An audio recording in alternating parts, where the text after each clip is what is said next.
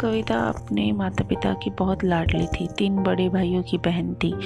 कोई भी चीज़ मांगने पर उसी वक्त सामने हाजिर हो जाती। पूरे घर में उसका रोब था। पूरे परिवार और नौकरों पर राजकुमारी की तरह हुक्म चलाती थी कविता। स्कूल में भी पूरा रोब था उसका। बड़े घर की लाडली जो थी वह। ऐसे ही उसने कॉलेज में दाखिला लिया। उसकी ठाट बाट और बड़ी गाड़ी में आना जाना और हर दिन नया फैशन देखकर हर कोई उससे स्कूल में दोस्ती करना चाहता था।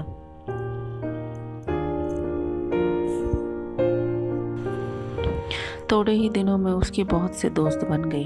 पूरे कॉलेज में उसकी अपनी ही एक पहचान थी। इन दिनों उसके घर एक रिश्ता आया। खानदानी लोग थे और पापा की पुरानी जान पहचान थी उनके साथ। कविता के साथ कोई ज़बरदस्ती नहीं थी, पर कविता ने फिर भी हाँ कर दी, क्योंकि वह अपने परिवार से बहुत प्यार करती थी। वह जानती थी कि वह लोग उसका अच्छा ही सोचेंगे। लड़के का नाम राज था। राज काफ़ी पढ़ा लिखा और समझदार लड़का था। ससुराल वाले भी बहुत अच्छे थे। ससुराल में कविता की जगह वैसी ही थी जैसी कि मायके में थी।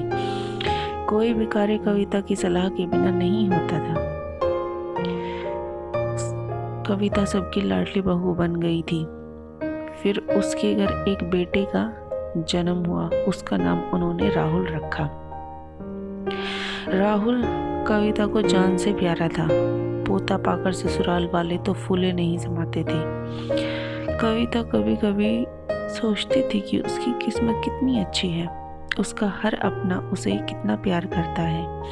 फिर चाहे जीवन में कैसा भी समय आए, मेरे अपने हमेशा मेरे साथ हैं।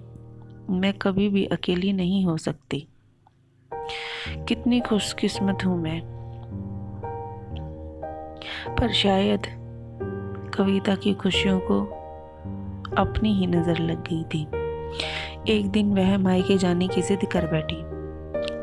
राज को बहुत काम था, लेकिन वह फिर भी उसे ले गया।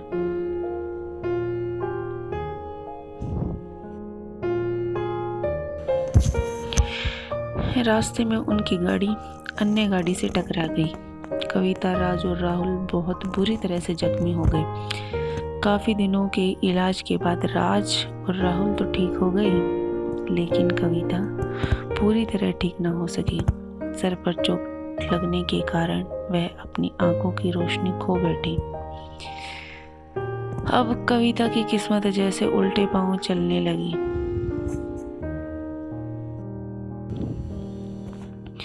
मायके वाले कुछ दिनों तक उससे मिलने आते रहे।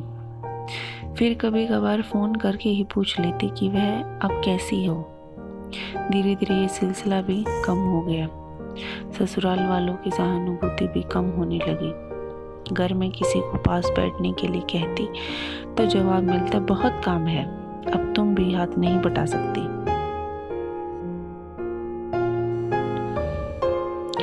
राज भी चिड़चिड़ा हो गया था। बस राहुल ही था उसके साथ, जिसके साथ हंसते खेलते उसका वक्त गुजरता।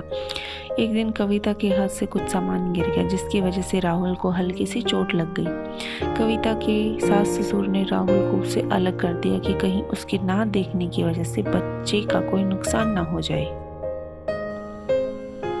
कविता अंदर से टूट चुकी थी। एक दिन उसने सबके सामने मायके जाने की इच्छा रखी तो राज उसे तुरंत मार के छोड़ आया, जैसे कि वह भी यही चाहता था। लेकिन राहुल को उसके साथ नहीं भेजा गया। कविता कभी राहुल से दूर नहीं रही थी, पर अपनी कमी के कारण उसने ज़्यादा बहस नहीं की। कविता को लगा कि वह 3-4 दिन वहाँ रहेगी तो थोड़ा हवा पानी बदल जाएगा, क्योंकि वह कितने दिनों से कहीं भी बाहर नहीं गई थी। घर वाले भी इतने दिनों बाद उसे देखकर कितने खुश होंगे। कविता के घर पहुंचने पर सब लोग बहुत खुश हुए। खाने में सब कुछ कविता की पसंद का ही बना था। उसने अपने मम्मी पापा और भाई भाभीयों से दिल खोलकर बातें की। उनके छोटे छोटे बच्चे भी बुआ के साथ घुल मिल गए थे।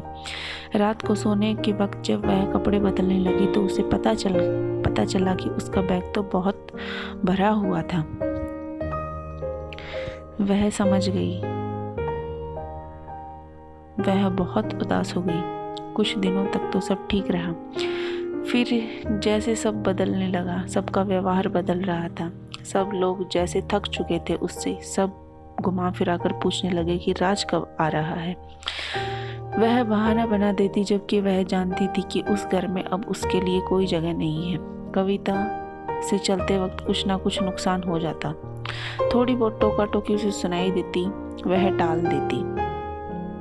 एक दिन उसके हाथ से लगकर एक कीमती फूलदान टूट गया। छोटी भाभी ने बहुत हंगामा मचाया। कविता के माता पिता रोज रोज के झमेले से तंग आ गए थे। उन्होंने राज को खुद फोन कर दिया। राज कविता को अपने घर ले गया। कविता को अपने परिवार वालों से ये उम्मीद नहीं थी। जिस कविता के कहे बिना घर में पत्ता भी नहीं हिलता था, उस घर के लिए अब वह बोझ बन चुकी थी। राज के साथ ससुराल आते वक्त वह बहुत खुश थी, क्योंकि वह अपने घर जा रही थी, अपने जिगर के टुकड़े राहुल के पास। परंतु यह खुशी भी कुछ पल की ही थी। सारा बंदोबस्त पहले ही किया हुआ था। कविता को सीधे ऊपर वाले कमरे में पहुंचा दिया गया। राहुल से दूर रहने की सख्त चेतावनी दी गई।